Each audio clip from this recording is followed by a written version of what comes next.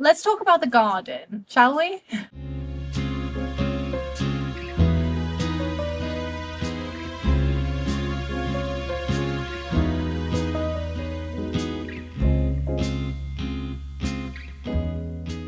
Seeing as the year is coming to a close, I thought this would be the perfect opportunity to recap and finalize a few projects on the big project that kind of took over 2025. The garden. Because despite the fact that summer is over and this is absolutely not peak gardening season, we've made some pretty good progress recently, and I've got a lot of things lined up for next year that I want to talk about. So here's a quick recap of what happened in our garden over the last year.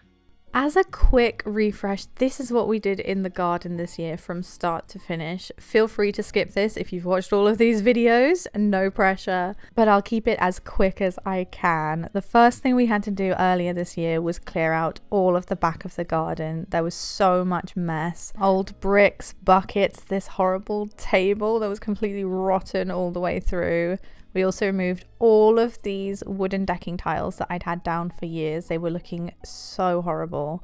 And by doing this, we were able to completely reveal all of the beautiful Victorian tiles underneath. After giving them a good pressure wash, the patio was looking a lot better. This is what we were working with in the springtime. Finally, we had one section of garden that looked decent and we could use it and enjoy it. But that was the easy part done. It was then time to turn our attention to the back of the garden, which still needs work, but we did get it to a pretty reasonable state by the end of the summer. We started by setting up this little hot tub area because we got really carried away in Aldi one day and bought this inflatable hot tub. This looked a little bit makeshift, but it served its purpose. And the garden was starting to come along, but the worst part was the back wall.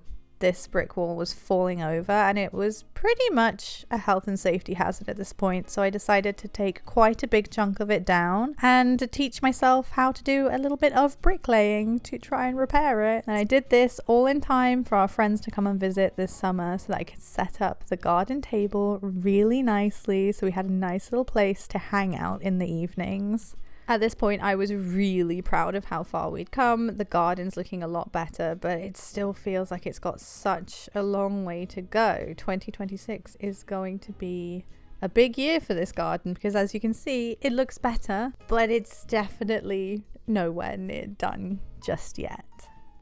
With this garden, there is a lot that I have learned by just throwing myself in at the deep end and kind of learning as I go, which is all well and good, but next year I want to be way more prepared with how I tackle the garden. I have big plans and I want them to come to fruition. And that brings us to today's video sponsor, which is Skillshare. Let me tell you a little bit more about how I'm going to use Skillshare to make my garden into the perfect oasis of peace next summer. I'm taking this course on Skillshare at the moment. It's called The Beginner's Garden, The Fundamentals of Garden Design. The teacher is a landscape artist called Robert Littlepage, and I'm really enjoying this. The main thing that I'm getting out of this is how to structure the layout of the garden. Our garden is currently just lawn, pretty much, and I really want to make the composition a little bit more interesting, like maybe some winding pathways and some different sections of the garden that can be used for different things. So this is giving me a bit more of a better understanding of what I could try and do in the garden in the next year. If you're interested in joining Skillshare, they have a wide range of classes about gardening and so much more. The first 500 people to click the link in the description or scan the QR code will receive a 1-month free trial of Skillshare. So if you're interested, take a look. You know where to find it down below. Thank you so much to Skillshare for sponsoring today's video. Thank you to you guys for watching it. I'm very excited to level up this garden with all the new skills that I'm trying to learn at the moment. So we'll see where it takes us in the next few months. Stay tuned, watch this space. So let's start this off by sharing a few hits and misses and some of the projects that didn't make it into the cut earlier in the year. One of those projects being the shed, because I had this realization that I didn't actually show you what happened with the shed. So let's address it. I don't know if I actually showed you what we did with the shed as a temporary fix up for the summer, but here is that footage if you haven't seen it before.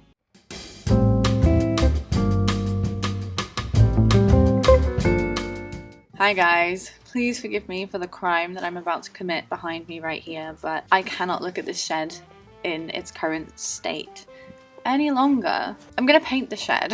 If in a few months' time I decide to clad the shed or do something with it, when I have the time and the resources, we will do that. But right now I cannot keep looking at it. It makes me feel very sad.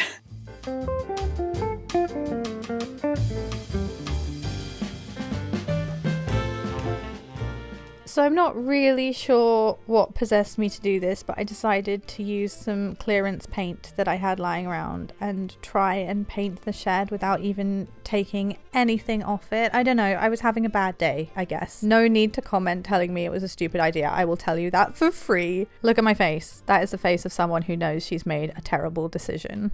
So I've been thinking about taking off the trellis, which I probably should have done at the start, but I was worried about the honeysuckle because I really wanted to bloom this year and cover up this monstrosity of a shed. But I've been watching some YouTube videos and researching about how to prune a honeysuckle that is like this and almost dead. And everyone says you've got to cut it back to the ground for it to stand a chance of doing anything. I mean, maybe I shouldn't have rushed into this project. But here we are. So I think what I'm going to do is prune back the honeysuckle, take off the trellis and get a new trellis, and then try and retrain the honeysuckle. The more I paint, the more I realize that this was the stupidest idea I've had in a really long time. Okay, well, there we go.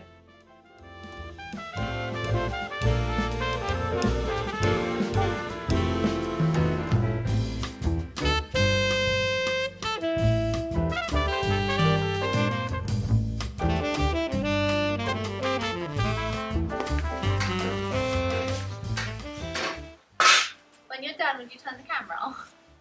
Yeah, I'm done. Okay, here's the shed. Not looking great. I should at some point replace the wood, but I really don't know what to do about this. So I think this year it's just going to be a paint it and leave it kind of job. You ready? Yeah.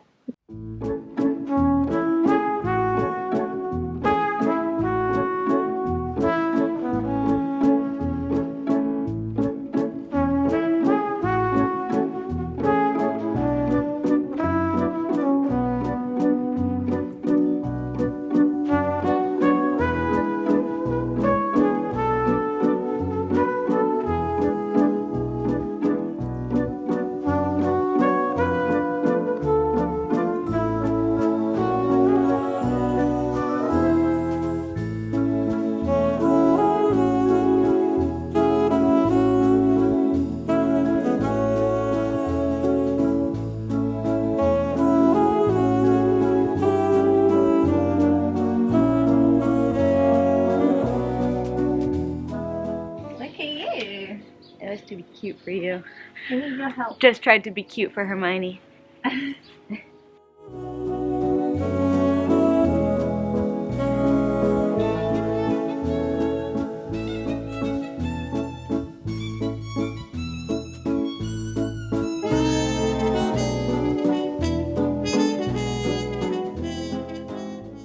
With the shed painted and the trellis up, I mean, it was looking better than, I mean, anything looked better than what it looked like before, but it's not the perfect solution. This is just a temporary solution that I did this year so that I didn't hate looking at the shed. I wanted to make it feel a little bit more like a cottage garden. So we hid things, we covered them up, and we dealt with it until we have some time next spring to make it better. I bought some clematis plants and tied them in with the honeysuckle because I really wasn't sure if it was going to grow back, but you guys, you'll see in a minute. This is how it grew in. This was by the middle of the summer, and then this is what it looked like at the end of the summer. You might not be able to polish a turd, but you can grow honeysuckle on it, so it looks a little bit better. So yes, the shed still looks like a rickety old piece of crap, but we've tidied up the inside. It's pretty sound. There's no leaks or anything. So it's going to serve us until at least next summer. But it is one of the big projects on next year's list. The next thing that I forgot to share with you this summer is just a mini project that we did near the patio. So roll clips.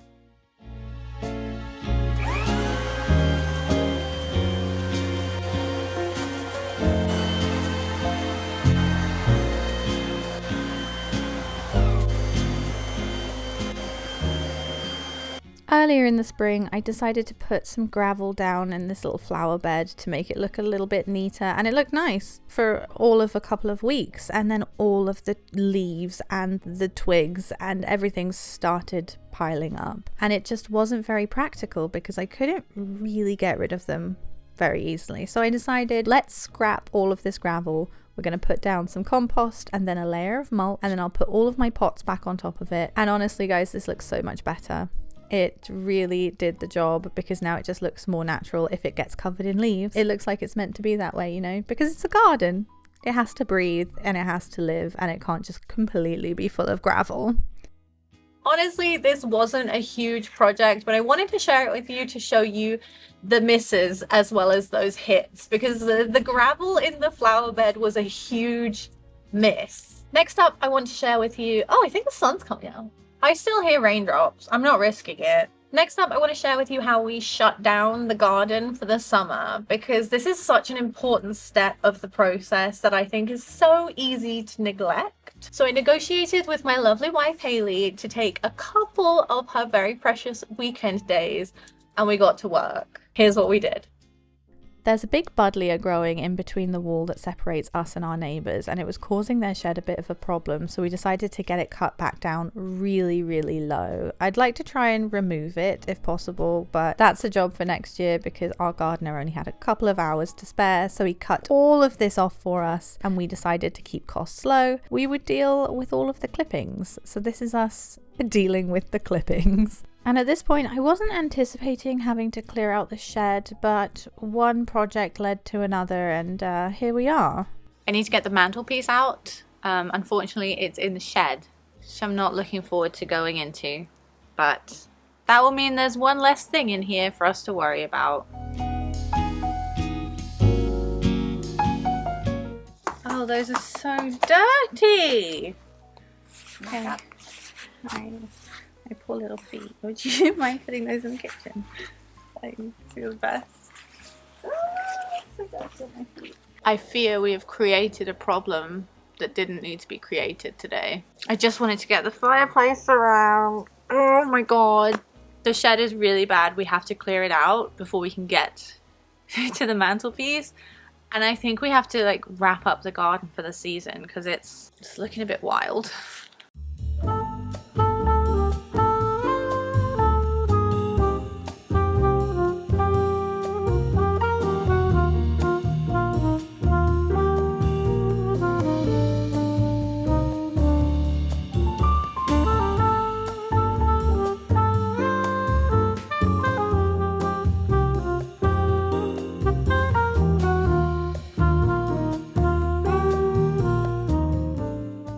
Okay, so far we've put all the furniture over here. We're going to get a bigger tarpaulin to put on top of this one that actually fits around the entire thing. But at least it's half the way for now. I don't know if you can tell, but all that rain we had has made the grass grow. So I'm thinking now could be the time to put some grass seed on these patches. And maybe it will come back, you know. I think it was probably just really bad because we had a very dry summer. We also managed to get rid of all of the buddleia. Hey Cone! Hey Bean! And it's in those bags over there. We got a lot more to clear up, and I've got to cut the grass, and we got to do the sheds, but it's a good start.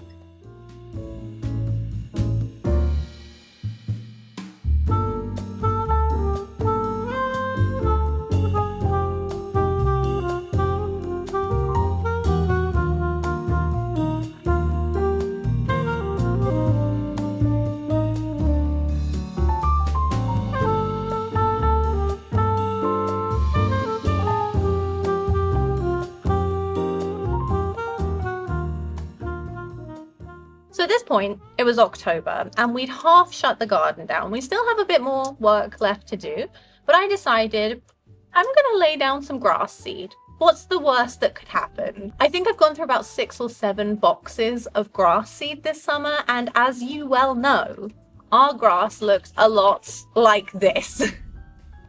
Not a very attractive looking lawn. We had a lot of obstacles being thrown our way, like a very hot summer and a hosepipe ban. And those things do not lead to a lush and beautiful lawn. To be honest, I was thinking of turfing the whole thing when the spring rolled around, but I thought I would just give the grass seed a go. I had a box left over. Why not?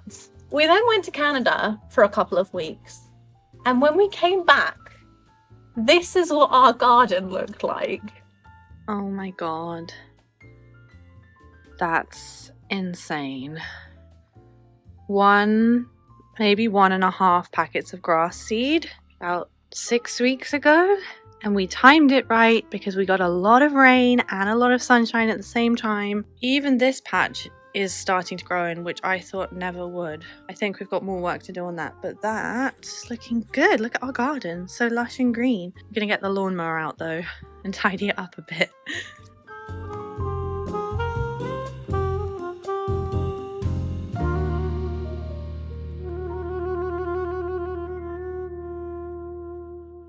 I don't have any words for this other than a miracle occurred. Truly. What happened here? I'm very grateful. Look at this green grass. I mean, it's a little patchy, but we're gonna work on it. The worst is done. Honestly, I wish I had some tips to share with you how we did it, but this was just dumb luck. So, sorry for not being very helpful. I think the sun is coming out. We'll put down the slightly unnecessary prop.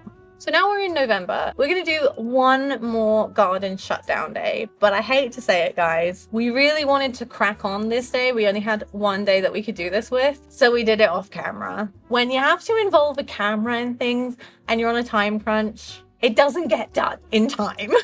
We really had to empty that stinky hot tub. So we gave it a really good clean, took it all down, deflated it, boxed it up. It is now in the shed and it's ready for next year. I'm very excited about that. We also covered up all the furniture at the back with some tarpaulins to make sure that it's looking fresh when we take it out in the springtime. No nasty surprises. And with that, that's a wrap on the garden until next year, because I've got some pretty big plans for this space. I won't go too into detail, but what I really want to do in this space is make it feel like the garden from the book The Secret Garden, which was one of my favorite books when I was growing up. And I think I'm just gonna have to roll with the fact that this is like a crumbly old courtyard of a space. Like I said, I want to do something about the shed. I want to build something that encloses the hot tub so it doesn't look quite like it does. We have another quite decently sized section of garden that I haven't even told you about, and it needs a hell of a lot of work. So that's gonna be big on the project list next year. I want to paint some furniture. I want to add more plants, more lighting. Like, next year's gonna be big. So I'm very excited. Lots to do. But thinking back, with everything that we've done this year, I am so very grateful that we put in the energy that we did. Massive shout out to my lovely wife Hayley, who really came through. She doesn't like doing stuff like this, but she worked really hard, and because of that, we both were able to enjoy the garden so much. We had games nights out here with our friends, countless hours in that hot tub until our fingers and toes wrinkled. We fell asleep under the garden umbrella in the rain. We had barbecues. It was the perfect space. But next year is getting a glow up. Oh my god, my hair's gonna need a glow up after this. All in all, I don't think we could have made so many beautiful memories in the garden this summer if we hadn't worked as hard as we did. And I'm really excited to see what 2026 holds. And of course, a massive thank you to you guys for following along with this journey. If you've been watching it from the start of this year or from way back when I was in the house years ago, it means the world to me that you've been participating and watching along with this soggy old patch of grass. And I just wanted to say, as we wrap up this year, a massive thank you from me for watching and commenting and everything that you guys do. I hope that you have the best end of 2025 and a wonderful 2026. And I will see you very soon with some better weather, I hope. Take care. Bye. I can't reach the camera. Hold on. Bye.